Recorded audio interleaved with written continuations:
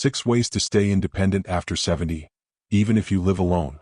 Have you ever had one of those moments where you stop and think, what if one day I can't do this on my own?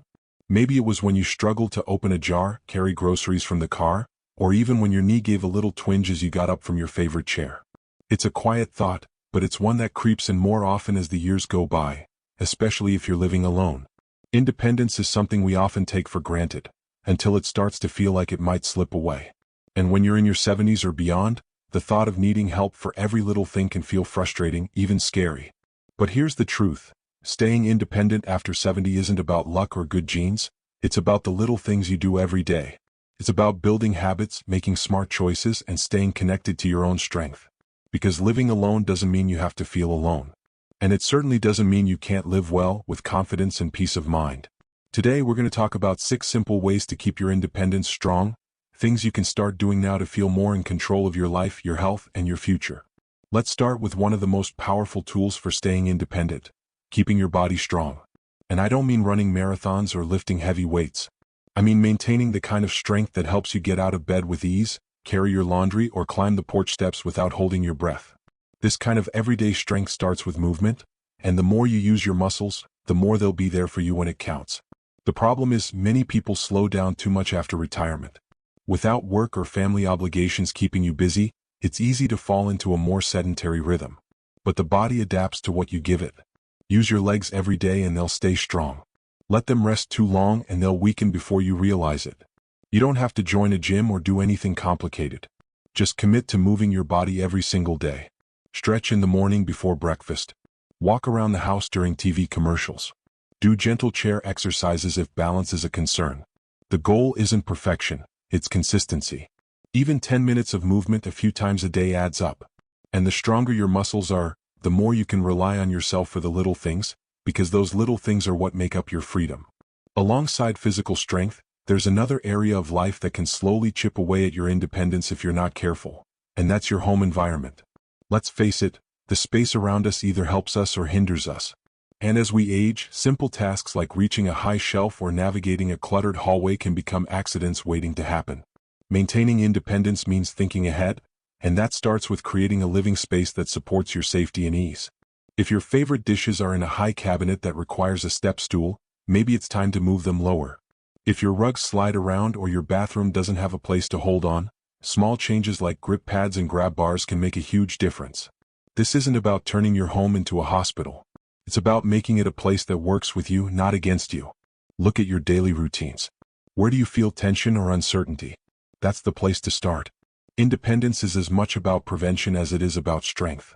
And speaking of routines, that brings us to another critical part of staying independent: keeping your mind engaged. It's not just the body that needs exercise. The brain thrives on stimulation, on learning, on curiosity. And when we stop feeding it new ideas, new challenges, new moments of surprise, we start to lose the spark that keeps us sharp, confident, and in control. Staying mentally alert doesn't mean solving puzzles all day, unless that's something you enjoy.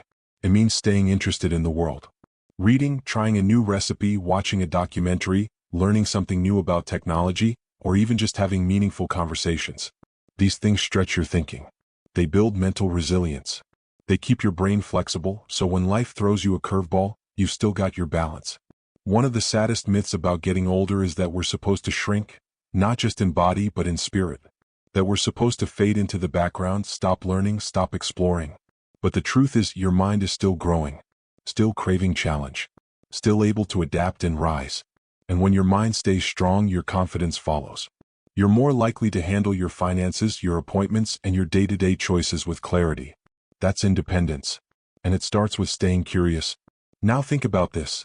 Physical strength, a safe home, and mental clarity all build the foundation for independence. But what holds it all together, what really gives you the ability to live alone and still feel strong, is trust in yourself.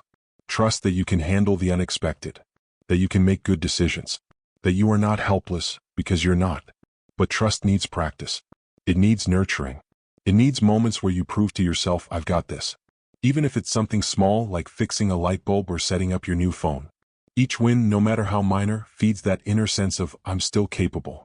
And when you believe in your own ability, you walk through your days with a different kind of strength, not just physical but emotional. Now that we've laid that groundwork, Let's keep the momentum going. Now that we've laid that groundwork, staying physically strong, creating a safer home, and keeping the mind sharp, it's time to talk about something equally important: knowing how and when to ask for help without giving up your independence. There's a quiet fear that many people carry after 70, especially when living alone. If I ask for help, does that mean I can't take care of myself anymore? It's such a common worry, but here's the truth: knowing when to reach out doesn't make you weaker. It actually makes you wiser. Staying independent doesn't mean doing everything alone. It means managing your life in a way that keeps you safe, well, and empowered. Sometimes that includes bringing someone in for a little assistance before a problem becomes something bigger. That's not giving up control, it's taking control before it's taken from you. Think about the times when you've struggled with something: moving heavy boxes, remembering medications, figuring out a new gadget, or even just getting to an appointment. Sometimes spending an hour wrestling with something alone doesn't prove your independence, it just drains your energy and your confidence. And when you're worn down, everything starts to feel harder. That's why one of the smartest things you can do for yourself is build a small, reliable support circle. It doesn't have to be big. Maybe it's a neighbor you can call if something goes wrong with the power. Maybe it's a grandchild who can help set up your phone or computer. Or maybe it's hiring someone once a month to take care of home maintenance tasks that no longer feel safe or manageable. You're not depending on them for everything. You're simply building a plan that works for you. Independence doesn't disappear when you lean on others. It grows because you're staying in charge of your own well-being.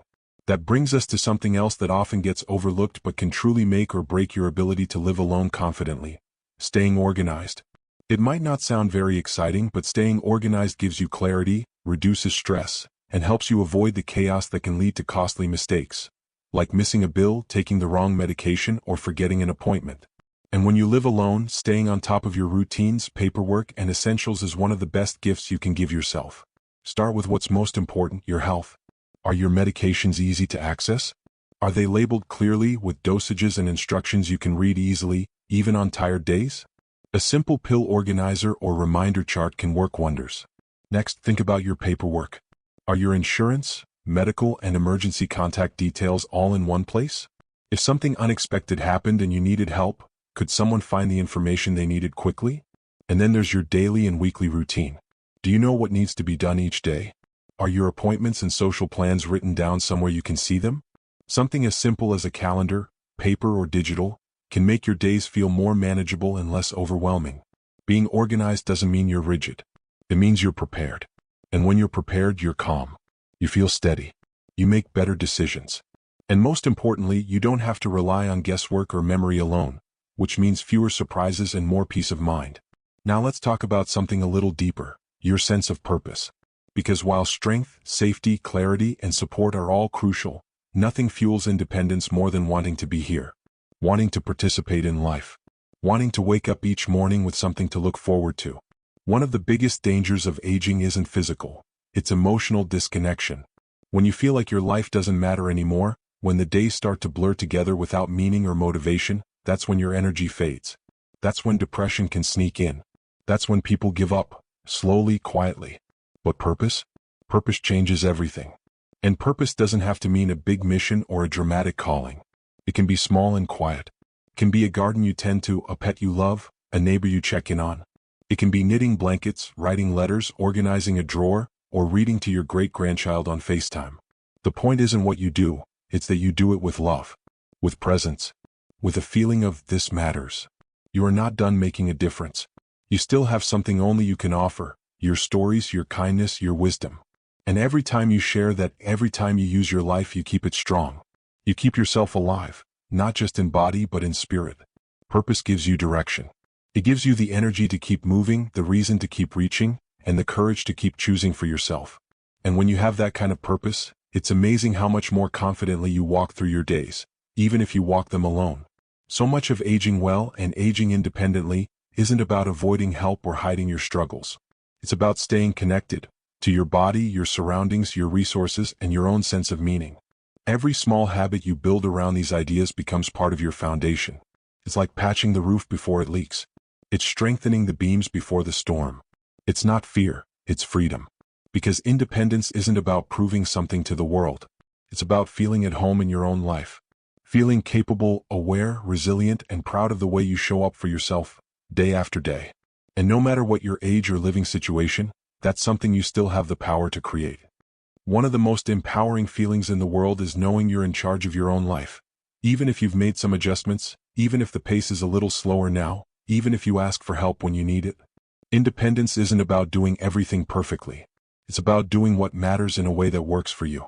And the moment you believe that, really believe it, you start showing up differently. You carry yourself with a little more confidence, a little more peace. Now let's talk about the final key to staying independent after 70, one that isn't always talked about, but quietly protects your freedom day after day. It's the habit of checking in with yourself regularly and being honest about what's changing and what needs adjusting. See, we often think of aging as something that happens in big leaps. A fall, a diagnosis, a major setback. But more often, it's a slow drift, tiny changes we don't notice right away. Maybe your balance feels a little off. Maybe you're avoiding stairs without even realizing it. Maybe you've stopped inviting people over because the house feels like too much to keep up with. These shifts sneak in gently. But if we ignore them, they can build into real obstacles. That's why staying independent means paying attention. Checking in with your body, your routines, your emotional state. Asking yourself regularly, what's starting to feel harder than it used to?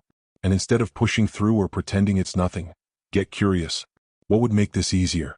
What small tweak could help me feel more steady, more clear, more supported? Maybe it's installing a grab bar in the shower before you actually slip. Maybe it's changing to lighter pots and pans because your wrists have started to ache. Maybe it's switching to online grocery orders when the store feels overwhelming. These aren't signs of weakness. They're signs of wisdom. When you recognize a change early and respond to it kindly, you protect your independence before it's ever threatened. That's what smart aging looks like, not ignoring change but working with it.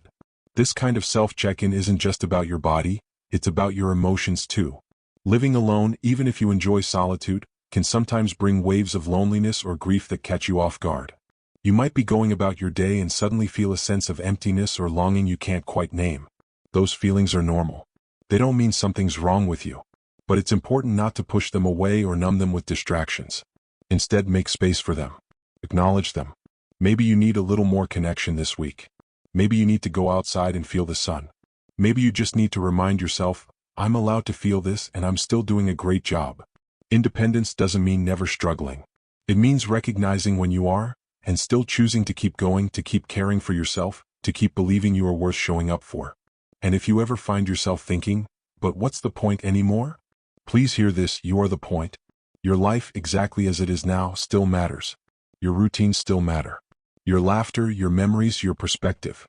Someone out there needs what you carry. And even if you can't see the ripple you're creating, it's there. The way you take care of yourself inspires others. The way you stay sharp and curious and open reminds someone else that it's never too late to begin again. You're not just aging, you're leading by example. So maybe the mail is a little harder to sort. Maybe your knee clicks every time you stand up. Maybe some days feel quiet and long. That doesn't mean you've lost your independence. It means your life is asking you to adapt, and you are absolutely capable of doing that. Take pride in every small adjustment you make. Every corner you organize to be a little easier. Every morning you get up and choose to move, eat, breathe, and care. That is strength. That is independence. And remember, independence doesn't always look the same. For some people, it's being able to drive. For others, it's being able to manage their money, cook meals, keep up with friends, or simply enjoy a sense of freedom and control. Define it on your terms. You don't have to match anyone else's standard. If you ever feel like independence is slipping, pause and ask yourself, is this something I can change? Or something I need to accept and work around? Sometimes, switching to a walker or using a hearing aid doesn't take away your independence. It restores it. It gives you back confidence, ease, safety. Tools aren't weakness. They're wisdom in action. And if you're watching this right now and feeling unsure, maybe you've been having a tough week, maybe things are changing faster than you'd like, I want you to know that you are not falling behind. You're still in charge. You're still capable of joy, growth, and meaning. You've made it this far. You've built a life. You've faced challenges and figured things out over and over again. And this stage? It's not the end of your independence. It's the beginning of a new kind of strength. One that's rooted in flexibility, clarity, kindness, and intention. So here's what I hope you take away today. You are not fragile. You are resourceful. You are wise. You are still writing your story. And even if you live alone, you are not alone in this journey. You have tools. You have choices. You have a body and a mind that still respond to care. Every decision you make to support your independence, whether it's getting stronger, staying organized, asking for help, or simply checking in with yourself, is a declaration that your life is still yours. If this video gave you something to think about, I'd love to hear from you. Leave a comment below and share one thing you're doing to stay independent, or one change you're considering after today's conversation. Your story could encourage someone else who really needs it. And if this content is helpful, please give the video a like. It helps more people find it. And don't forget to subscribe if you want more tools, encouragement, and honest, empowering conversations like this one. You've got this. You truly do. Here's to strength, peace, and living your life on your own terms, at any age and in your own beautiful way. Here's to living your best life, independently and confidently, no matter what your number says.